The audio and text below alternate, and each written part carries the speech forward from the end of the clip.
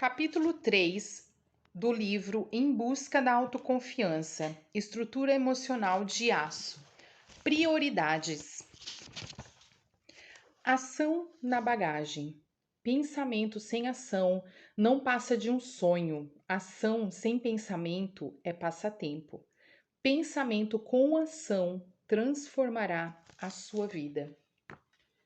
O céu, aquele belo pergaminho antigo onde o sol e a lua escrevem seus diários, já apresentava sinais de que o dia estava chegando ao seu fim.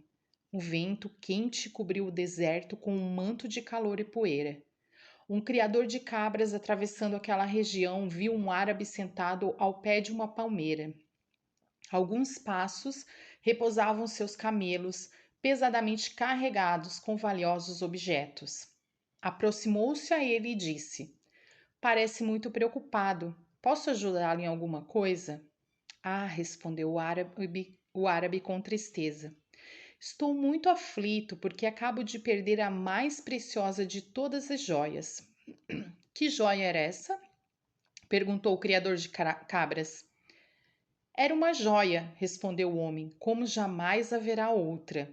Estava esculpida num pedaço de pedra de vida e tinha sido feita na oficina do tempo. Era adornada com 24 brilhantes e entre cada um deles estendia-se 70 menores. Incrível, disse o criador de cabras. A sua joia devia ser preciosa, mas certamente é possível que com muito dinheiro o senhor possa recuperá-la ou fazer outra igual. A joia perdida, respondeu o árabe, voltando a ficar pensativo. Era um dia, e um dia que se perde não se torna a encontrar. Nenhum de nós pensaria em jogar fora moedas de 5, de 10 ou 50 centavos que se acumulam em nossos bolsos, mas quase todos nós jogamos fora os trocados de tempo, 5 minutos aqui, 15 minutos ali, que se acumulam em um dia comum. Amas a vida? Então não desperdice tempo, pois essa é a matéria-prima da vida, disse Benjamin Franklin. O tempo é um operário-chefe que cura as feridas das decepções e dos fracassos, corrige as injustiças e transforma todos os erros em capital, mas favorece apenas aqueles que matam a indecisão e agem quando se torna necessário tomar uma decisão. Um sábio caminhava por um grande campo de trigo maduro, apreciando o amarelo dourado do cereal, quando o menino se aproximou. Não sei como distinguir o verdadeiro caminho. Qual o segredo? Perguntou. O que significa este anel em seu dedo? Perguntou o homem. Meu pai me deu antes de sua morte, foi a resposta. Pois me entregue, disse. O menino obedeceu e o sábio atirou o anel no meio do campo de trigo. E agora? Perguntou o menino. Terei que parar tudo o que eu estou fazendo para procurar o anel. Ele é importante para mim. Quando você o encontrar, disse o sábio, abaixando-se até ficar à altura do menino, lembre-se, você mesmo respondeu a sua pergunta. É assim que se distingue o verdadeiro caminho. Ele é o mais importante que todo o resto. Portanto, a melhor maneira de empregar o tempo é arrumá-lo como faz uma mala, deixar as pequenas coisas para os pequenos espaços que sobrarem e dar prioridades às coisas verdadeiramente importantes. O pior inimigo do sucesso é a ausência de objetivos. Se o homem não sabe a que porto se dirige, nenhum vento que lhe será favorável.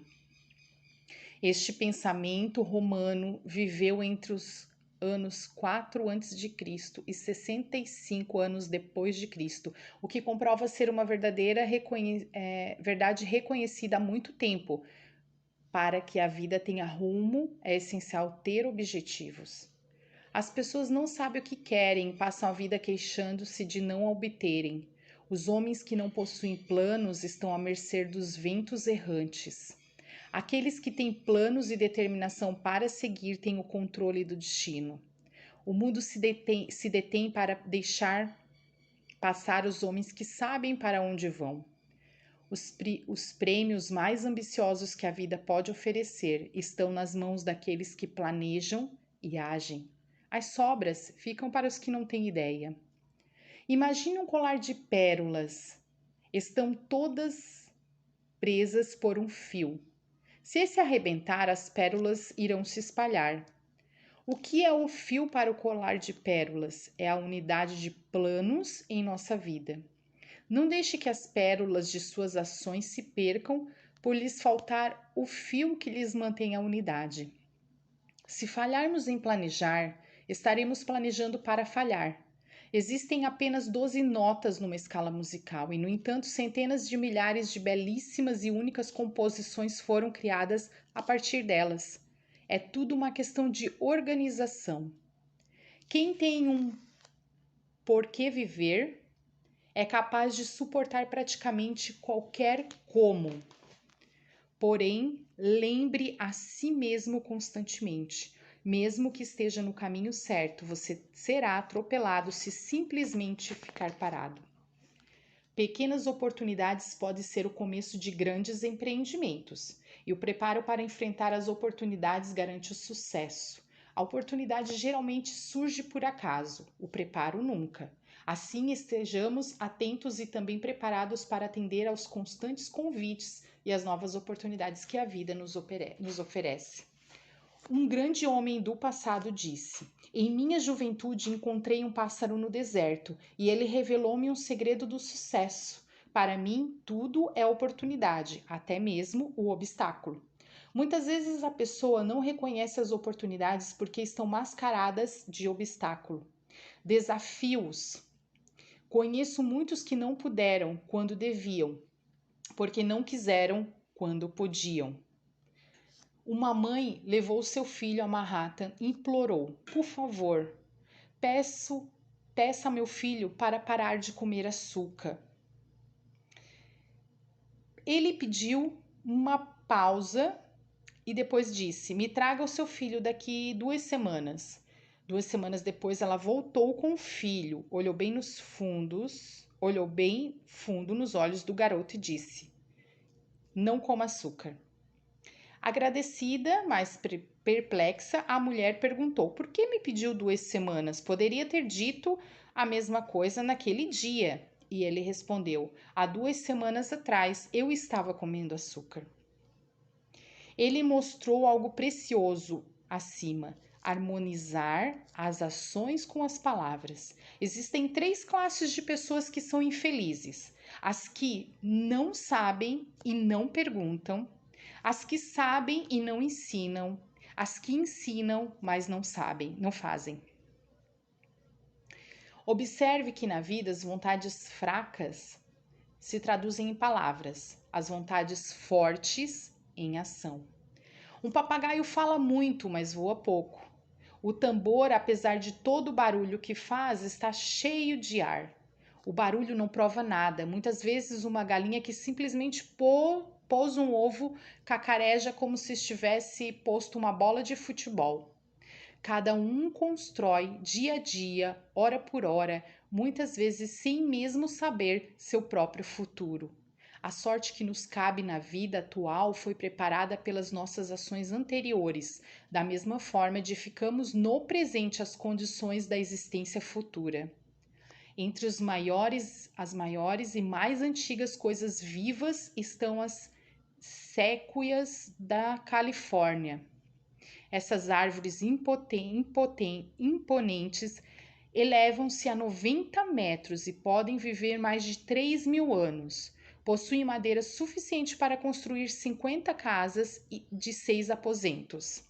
A sua casca, de mais de 60 centímetros de espessura, muito resistente ao fogo, é dotada de tanino, uma substância que repele os insetos. Suas raízes são impressionantes, pode se estender por até 1,5 hectare. Essas enormes raízes funcionam como uma âncora firme para suportar inundações e tempestades, e até mesmo terremotos. Interessante notar que a gigantesca árvore nasce de uma das menores sementes que existe, pouco maior que uma cabeça de alfinete. Assim, o mesmo ocorre conosco no que diz respeito a lidar com os planos. Não importa que a ação praticada lhe pareça insignificante, por menor que seja a semente lançada à terra, seja de boa qualidade, brotará. Os antigos chineses já diziam: uma viagem de 1000 léguas começa com um simples passo. Com certeza, a melhor maneira de realizar uma coisa é iniciá-la. Na maioria das vezes, começar é a parte mais difícil. É a lei da inércia. Um objeto em repouso precisa de muito mais energia para se mover do que o que já está em movimento. Seja lá o que você saiba fazer ou sonhe que sabe, comece a fazê-lo. Existe gênio, poder e mágica na audácia. 1 quilo de determinação vale mais que 1 tonelada de sorte. O começo é a parte mais importante de uma obra, porque ele significa mais do que a metade do todo. Tanto o sucesso como o fracasso começam com uma única decisão, e nenhum espelho reflete melhor a imagem do homem do que as suas ações. Recorde-se que, embora planejar seja uma parte fundamental, executar é essencial, e que os pequenos atos que se executam são melhores que todos aqueles grandes que se planejam. Não foi de um salto que os grandes homens chegaram às culminâncias do êxito, mas sim trabalhando e velando enquanto os outros dormiam. Para a natureza fazer um pêssego, por exemplo, é preciso um inverno, uma primavera, um verão, um outono e uma abelha. Muitas noites e muitos dias, e sol e chuva, pétalas rosadas com pólen, tudo para que sua boca possa conhecer uns poucos minutos de prazer ao comê-lo. O sucesso na vida depende unicamente da insistência e ação. O teu salário é somente o índice de sua vontade. Toda felicidade é um misto de coragem e trabalho. Assim como o ferro enferruja, se não é utilizado, e a água perde sua pureza quando parada. Assim a inatividade chega a minar os poderes da mente. Enfim, o elemento essencial para a felicidade nessa vida é ter algo para fazer, algo para amar e algo para confiar. Pensar para acertar e agir para vencer. Se falhar, lembre-se de que a neve e as tempestades matam as flores, mas nada pode fazer contra as sementes. 3.000 anos atrás, alguém acreditou que o homem podia voar, inventou asas para si mesmo. Seu filho, Ícaro, confiando nelas, tentou voar e caiu no mar. Destemida, a vida levou o sonho adiante. 30 gerações passaram. Leonardo da Vinci rabiscou nos seus desenhos e cálculos o plano de uma máquina voadora e deixou nas suas anotações uma pequena frase que desperta algo na memória, como o som de uma campainha. Haverá asas. Leonardo não realizou e morreu. Mas a vida levou o sonho adiante. Outras gerações passaram e os homens disseram que um homem nunca voaria. Então, o homem voou. A vida é essa força que sustenta um objetivo ao longo de 3.000 anos sem nunca render-se. Ralph Emerson definiu assim o sucesso da vida: rir muito e com frequência, ganhar o respeito de pessoas inteligentes e o afeto de crianças, merecer a consideração de críticos honestos e suportar a traição de falsos amigos, apreciar a beleza, encontrar o melhor nos outros, deixar o mundo um pouco melhor, seja por uma saudável criança ou um canteiro de jardim, saber que ao menos uma vida respirou mais fácil porque você viveu. E um bilionário do petróleo no Texas deixou essa fórmula. O sucesso é simples. Primeiro, você decide com precisão o que quer. Segundo, decide que pagará o preço para fazê-lo acontecer. Então, paga esse preço. Em uma densa floresta, em uma terra distante, havia um grande rio.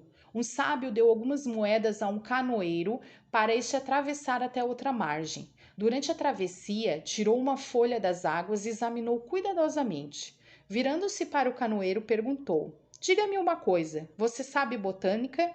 O canoeiro olhou para o sábio e respondeu: Não, senhor. Você não sabe botânica, ciência que estuda As plantas, que pena, você perdeu parte de sua vida, disse o sábio, jogando a folha de volta na água. O canoeiro continuava remando. Depois de algum silêncio, perguntou novamente o sábio: Diga-me uma coisa, você sabe astronomia? O homem simplesmente coçou a cabeça e disse: Não, senhor, eu não sei astronomia. Astronomia é a ciência que estuda as estrelas. Que pena, você perdeu outra parte da sua vida. E sobre filosofia, ele insistiu. Nada, senhor, respondeu o canoeiro. Imagine só, outra parte da sua vida perdida. De repente, no meio do rio, a canoa bateu contra uma grande rocha, rompeu-se e ambos caíram na água.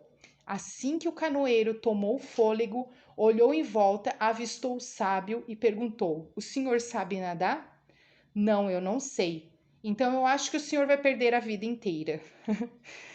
Perceba, tão importante como saber nadar é saber agir. Inteligente não é aquele que muito sabe, é aquele que aplica aquilo que sabe.